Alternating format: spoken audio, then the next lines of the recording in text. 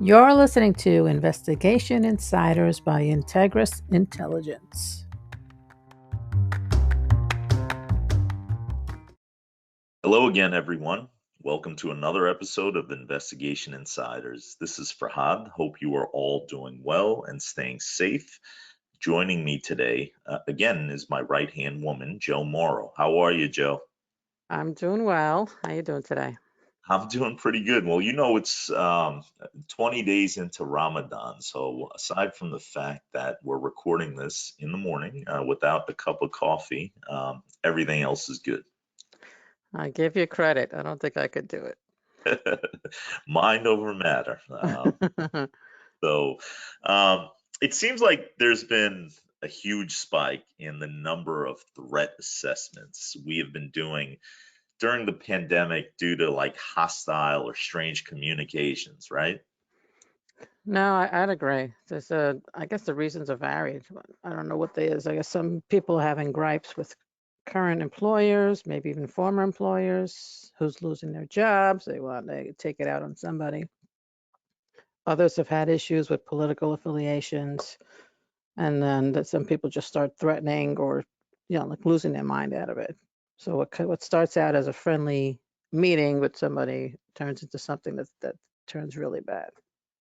Yeah, I mean it's true. It's all over the spectrum, and the motivation isn't always clear. I think that's what creates part of the concern. I'd agree. So what do you do if one of your employees receives a threatening communication by either phone or email? I think we've learned that thinking about this question after something has happened is not the best way to address it. So we thought maybe we could provide some guidance to our listeners about things that they should be thinking about and doing in preparation for a situation like this. So, Joe, why don't we start with a case study or a case that we've worked on? Sure. I mean, I've been here a couple of years, and there's only been a handful that I can remember that stand out. One of them was pretty interesting. It was a small, not-for-profit organization. So they had to terminate an employee because the employee wasn't, their work was not up to par. So this simple, you know, you have to fire people. It happens. This simple process turned ugly when the employee was not happy with the outcome.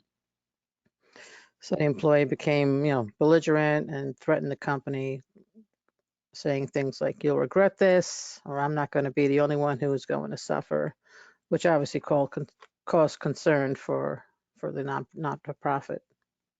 Yep, I remember it. This is actually a really good example. What I also remember was how unprepared the client was. They Yeah. actually didn't even know where to begin.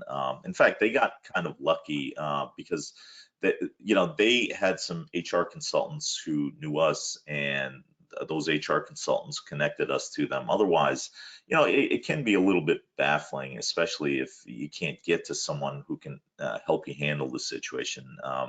And so, in this case, the first step was to learn more about the individual and how they became employed by the organization. So there were some pretty obvious red flags that we found immediately. First, the employee was known to a senior executive from a past employer. And of course, human nature is to have some degree of trust as a result. Um, and so, what happens in this case is that the vetting and onboarding process was pretty minimal because they knew this individual. So we trust them. So let's just get them on board. Yeah. But as we kind of dug further, we found out that they did not conduct any background checks on any prospective employees. So they were small, they didn't have a huge budget, and thought that they could do without. And I think they learned the answer to that old question about, how you don't ask how much does something cost, ask how much are the potential costs of not doing something. Yeah. And in this case, they learned that the hard way because our investigation revealed that this particular person had a secret past, which included 2 arrests for passing fraudulent checks, 3 drunk driving arrests, and a dismissed felony assault charge. And they were all in a jurisdiction that the person lived in a while back.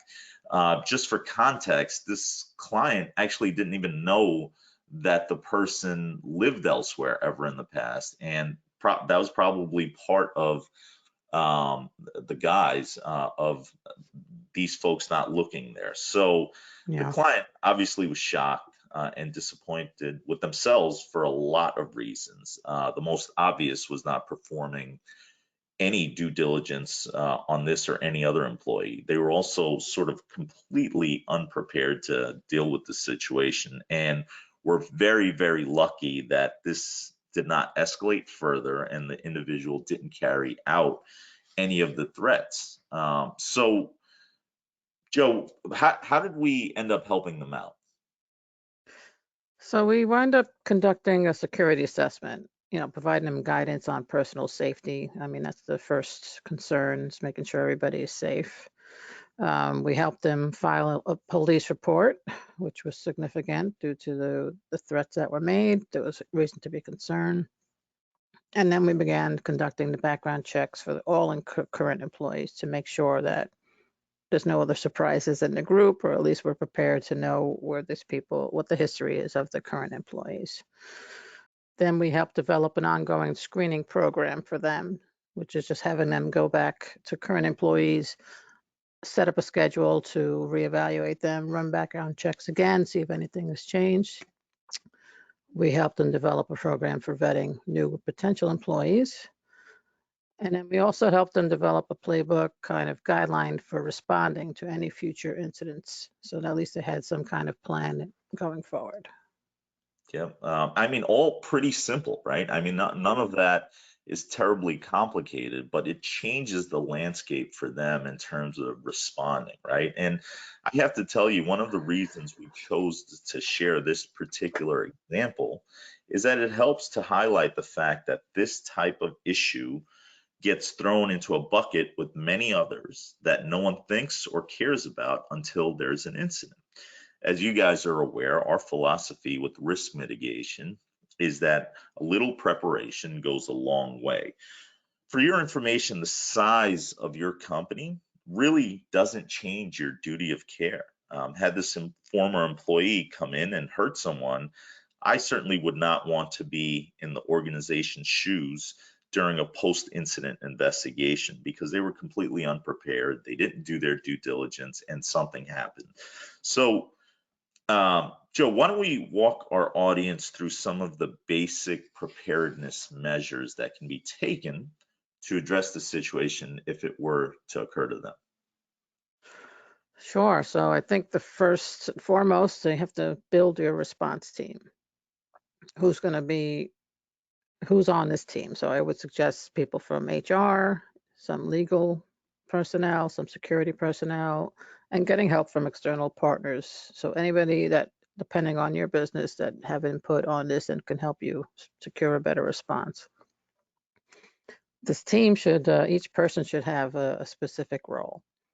Who's going to be in charge of who's going to report to communication, who's going to be handling this to move it up to security, what are the guidelines for investigating the threat, who's going to be documenting it, who's going to be doing the post-incident review.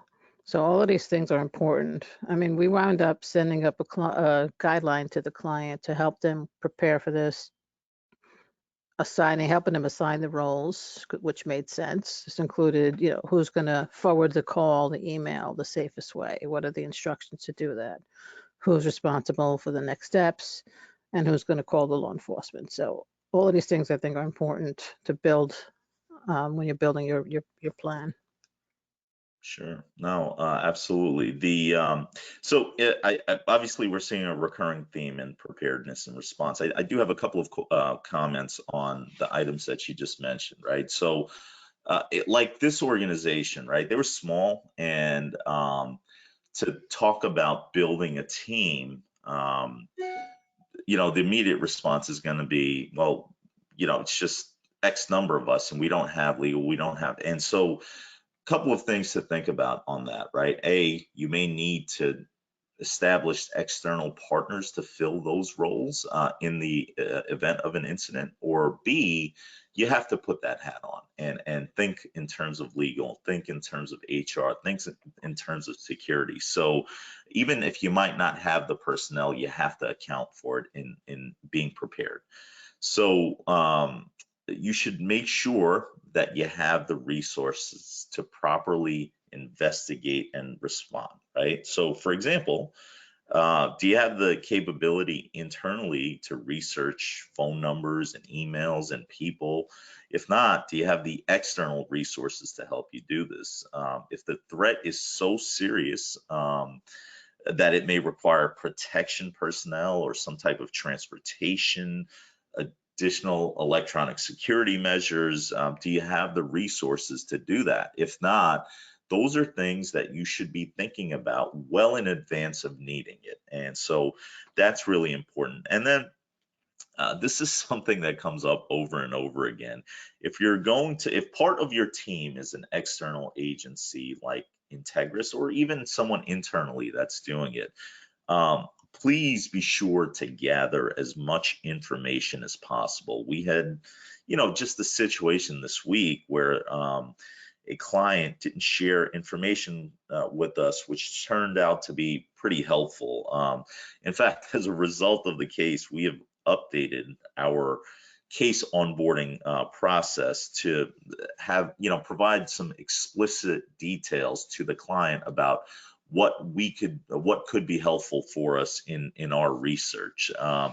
And so, any further comments on that, Joe? Do you have any comments on any of the items I brought up?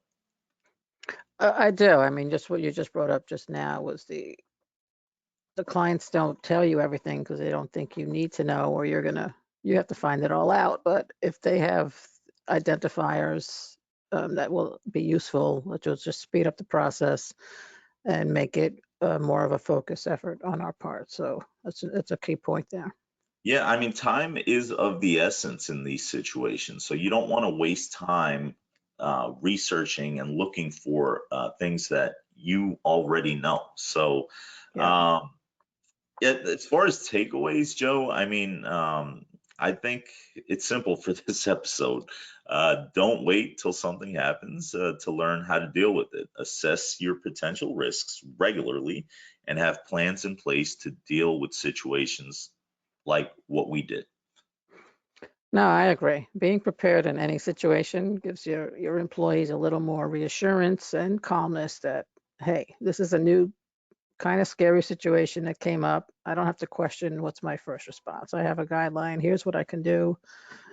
And it may limit, some people may go into panic mode if they don't know what they should be doing, but having a structure or guideline set in place it may help keeping a concerning matter into becoming something much more stressful.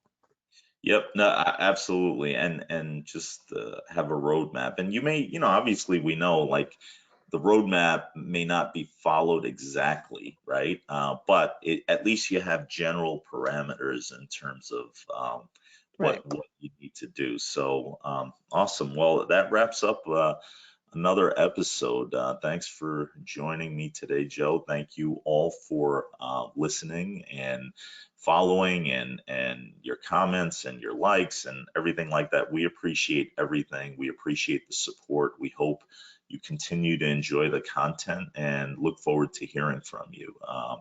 Thank you again, Joe, for joining me today.